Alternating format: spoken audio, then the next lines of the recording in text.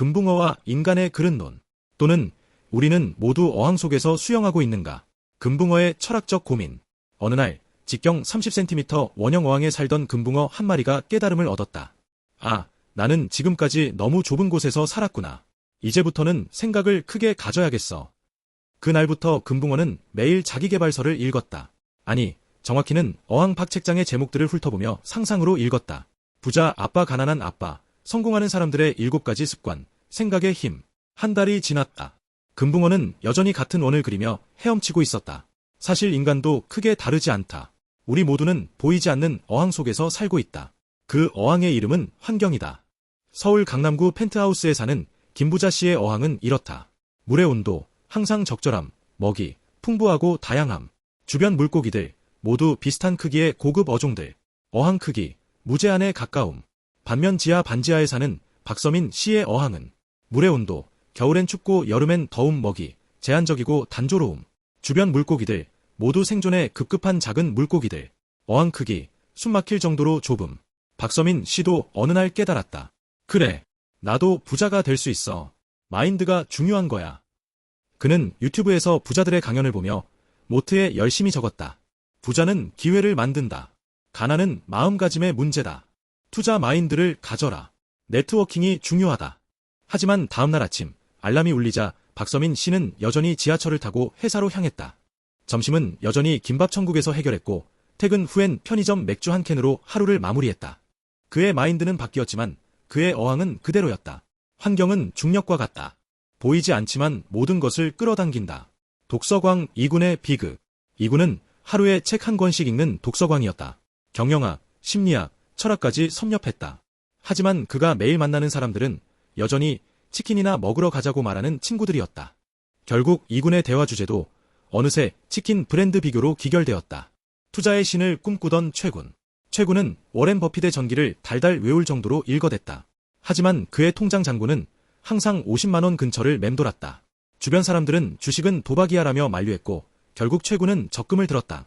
연 이율 2.5%로. 그런데 신기한 일이 일어났다. 박서민 씨에게 갑자기 미국 출장 기회가 생겼다. 3개월간 실리콘밸리에서 지내게 된 것이다. 첫 번째 변화, 아침마다 스타벅스에서 커피를 마시는 사람들을 보며 역시 미국은 달라라고 생각했다. 두 번째 변화, 점심을 함께 먹는 동료들이 내가 투자한 스타트업이, 내 부동산 투자 수익률이, 라는 대화를 나누는 것을 들었다.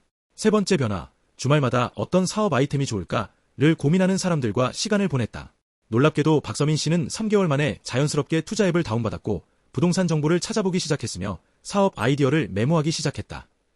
그가 읽은 자기계발서는 한 권도 없었다. 환경심리학자들은 이를 환경적 학습이라고 부른다. 하지만 우리는 이를 더 쉽게 어항효과라고 부르자. 어항효과의 3대 법칙. 1. 모방의 법칙. 같은 어항의 물고기들은 서로를 닮아간다. 2. 한계의 법칙. 어항의 크기가 성장의 한계를 결정한다. 3. 무의식의 법칙. 어항 속 물고기는 자신이 어항 안에 있다는 것을 모른다. 그릇이 작으면 물을 많이 담을 수 없다는 말이 있다. 하지만 정확히는 이렇다. 그릇이 놓인 환경이 그릇의 크기를 결정한다. 작은 찬장에 있는 그릇은 아무리 스트레칭을 해도 커지지 않는다. 하지만 큰 창고로 옮겨진 그릇은 자연스럽게 확장될 공간을 얻는다. 부자가 되고 싶다면 부자들이 모이는 곳으로 가라. 사업을 하고 싶다면 사업가들이 숨쉬는 공간으로 가라. 창의적이 되고 싶다면 창의적인 사람들이 우글거리는 환경으로 가라. 내 주변 사람들이 주로 하는 대화 주제는, 내가 자주 가는 장소들은, 내가 소비하는 미디어의 수준은, 되고 싶은 사람들은 어디서 시간을 보내는가? 그들은 무엇에 돈을 쓰는가? 그들은 누구와 어울리는가? 기존 어항을 100% 버리지 말고 70% 정도만 바꿔라. 새로운 환경에서 최소 3개월은 버텨라. 불편함을 성장의 신호로 받아들여라. 물론 부작용도 있다. 친구 관계의 재편성. 요즘 왜 이렇게 바뀌었어? 라는 말을 들을 각오를 하라. 기존 어항의 물고기들은 당신의 변화를 달가워하지 않는다. 내가 누구지? 라는 질문이 자주 떠오를 것이다.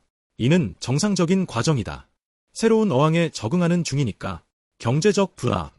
새로운 환경은 대개 더 많은 비용을 요구한다. 하지만 이는 투자라고 생각하라.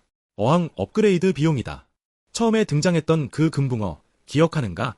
주인이 어느 날 그를 거대한 연못으로 옮겨주었다. 처음에는 무서워서 구석에만 있던 금붕어가 점점 활동 범위를 넓혔다. 6개월 후 그는 원래 크기의 3배로 성장해 있었다. 그리고 깨달았다. 아, 문제는 내 마음가짐이 아니라 내 어항이었구나. 결론, 인간도 금붕어와 다르지 않다. 아무리 좋은 책을 읽고 훌륭한 강의를 들어도 매일 돌아가는 어항이 그대로라면 변화는 일시적일 뿐이다. 진정한 변화를 원한다면 어항을 바꿔라. 환경을 바꿔라. 그러면 노력하지 않아도 자연스럽게 변화가 따라온다. 왜냐하면 우리는 모두 환경의 아이들이기 때문이다. 물고기는 물을 보지 못한다. 하지만 물이 물고기를 만든다.